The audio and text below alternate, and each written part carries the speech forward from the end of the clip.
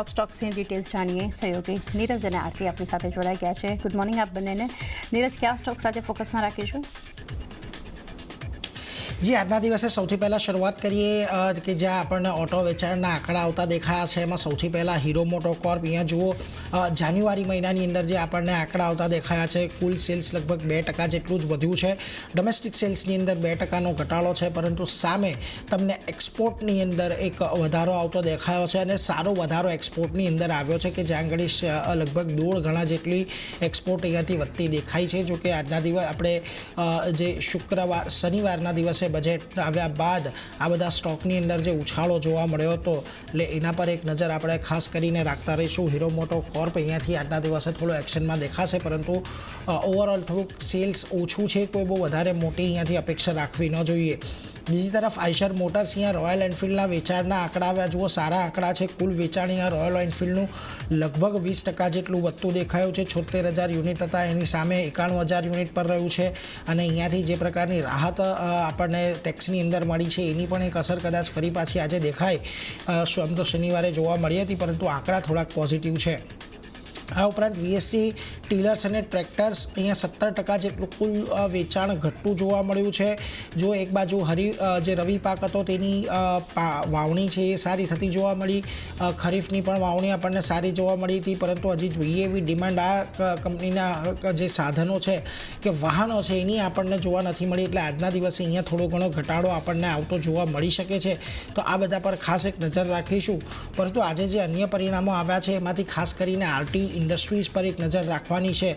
જો નબળા પરિણામો છે, અહીંયાથી પ્રોફિટ લગભગ 63% જેટલો ઘટતો દેખાયો છે, 124 કરોડની સામે 46 કરોડ પર રહ્યો છે।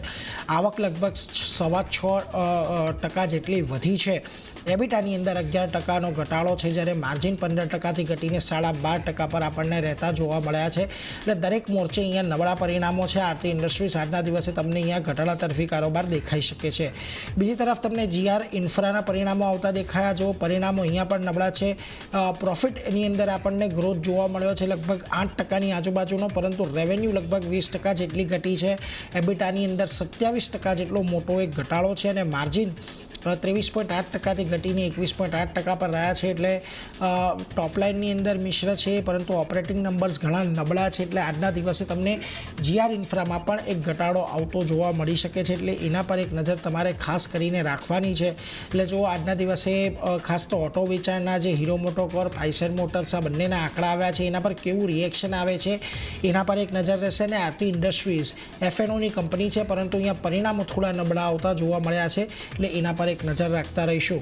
પરંતુ આજના દિવસે અન્ય પણ પરિણામો છે। આરતી, કઈ જગ્યાએ તમારી નજર પડી રહી છે આજે ખાસ?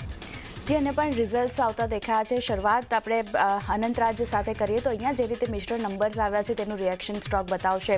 નફાના ફ્રન્ટ પર સારા નંબર્સ છે, 53.6% કંપનીનો નફો વધ્યો છે, 110 કરોડની આસપાસ પહોંચ્યો છે।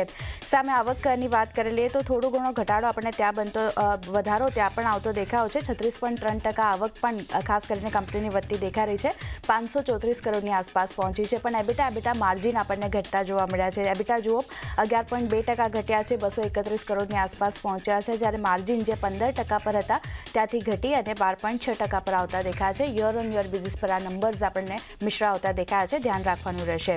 નેક્સ્ટ કાઉન્ટર જે બનતું દેખાયું છે તે ન્યુજીન કેમિકલ્સનું કાઉન્ટર છે। અહીંયા Q3 નંબર્સ જોઈએ તો જે 1 કરોડનો નફો હતો ત્યાંથી નફો વધીને 10 કરોડની આસપાસ પહોંચ્યો છે, તો એક સારો ઉછાળો આપણને નફાના ફ્રન્ટ પર આવતો દેખાઈ રહ્યો છે। સામે આવકની વાત કરી લઈએ, 22.5% કંપનીની આવક વધી છે અને 201 કરોડની આસપાસ પહોંચી છે।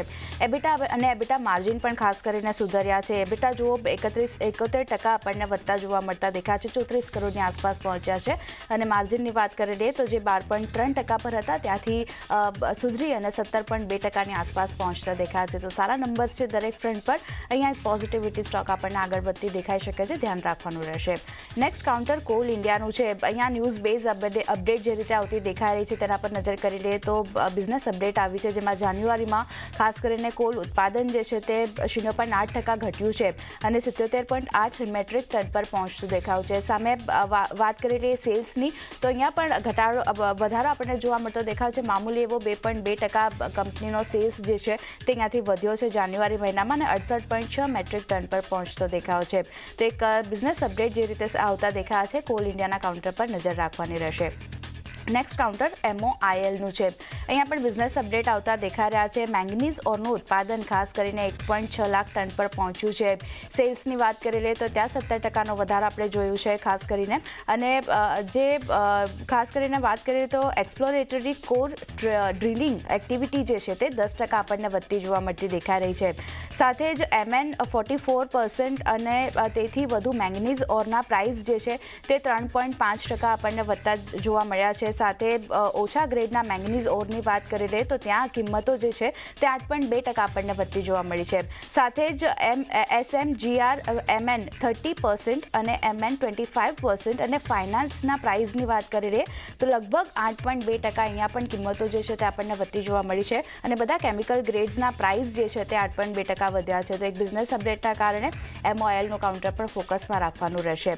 નેક્સ્ટ કાઉન્ટર ફાર્મામાંથી લ્યુપિનનું કાઉન્ટર છે. અહીંયા સમાચાર બનતા દેખાઈ રહ્યા છે. ક્લીન ચીટ ખાસ કરીને કંપનીને મળી છે. US FDA પાસેથી જે સોમરેસ્ટ યુનિટ છે એને ખાસ કરીને ક્લીન ચીટ મળી છે અને ન્યૂ જર્સીની સોમરેસ્ટ ક્લિનિક યુનિટમાં તપાસ હાથ ધરાઈ હતી અને આ તપાસમાં ખાસ કરીને કોઈ અવલોકનો નથી મળ્યા. ક્લીન ચીટ ખાસ કરીને કંપનીને મળતી દેખાઈ રહી છે. 28 જાન્યુઆરીથી 1 ફેબ્રુઆરી વચ્ચે આ તપાસ યુનિટની હાથ ધરવામાં આવી હતી, જેમાં દવાના ઉત્પાદન માટે PAI એટલે કે પ્રી અપ્રુવલ ઇન્સ્પેક્શન જે છે તે અહીંયા કરવામાં આવ્યું હતું અને તેમાં ખાસ કરીને કંપનીને ક્લીન ચીટ મળતી દેખાઈ રહી છે. પોઝિટિવિટી લ્યુપિનના કાઉન્ટર પર જોવા મળી શકે છે.